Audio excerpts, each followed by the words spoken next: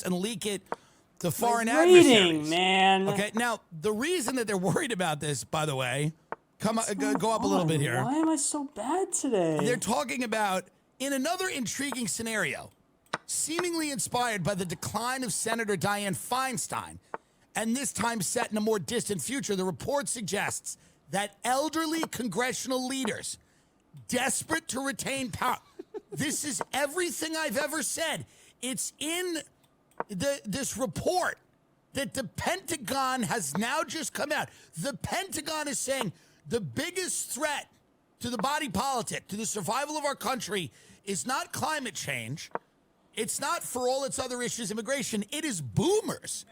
Boomers will not relinquish power. Listen to this. This is actually really fascinating. In another intriguing scenario, seemingly inspired by the decline of Senator Dianne Feinstein, and this time set in a more distant future. And by the way, they mean like 5 years from now. Wait, what? The report suggests that elderly congressional leaders desperate to retain power secretly install state-of-the-art brain-computer interface devices. These devices, commonly used among wealthy senior citizens in this scenario, initially help the senators regain mobility and speech after years of clear cognitive decline. This, by the way, is the wildest report I have read in a long time. I read these things so you don't have to. I sift through them. I work hard to take these private planes. You don't think I do. Many of you don't think I do. But I'm all the time reading these things, and it's not just something I've read 6 seconds before I talk about it. I peruse. I go over and over and over and over all these things. I travel the world talking to people. I do interviews with people, migrants, terrorists, Gilbert Goons. I'm all over the world. I'm over the world. I'm not walking around Beverly Hills looking at houses I can't afford. I'm in Yemen. I'm in Yemen with the Yemenis. And I say, look at you, you starving Yemeni. And I give them a little, biscuit. These devices, commonly used among wealthy senior citizens in this scenario, help the senators regain mobility and speech after years of clear cognitive decline. However, when the brain implants malfunction, causing erratic and belligerent behavior, foreign allies begin to distance themselves from the U.S., damaging national security. Number one, is this already happening? Number one, thank you, Pentagon, but by the way, are you trying to tell us something? This is literally the report where someone keeps giving you gum. They're like, do you want gum? Man. You sure you don't want any gum? No, it's not your breath. You just look good chewing gum. You want a mint? The fact that they would leak a report like this, that they would write a report like this where they go, hey, our biggest threat is old people that will not give up their jobs, old boomers who will not give up power, so much so that these conversations have been had. This is not new. Do you know, for this to be written, you know for a fact, somebody has suggested putting a chip in Biden's head that would allow him to walk out on the debates throwing footballs, shadow boxing. Like, they want that guy to have some level of cognitive ability that convinces people he can run the country. So the fact that they're coming out and going, this is actually a threat, this is actually something that's a genuine threat, that these people are so power hungry that they don't want to leave.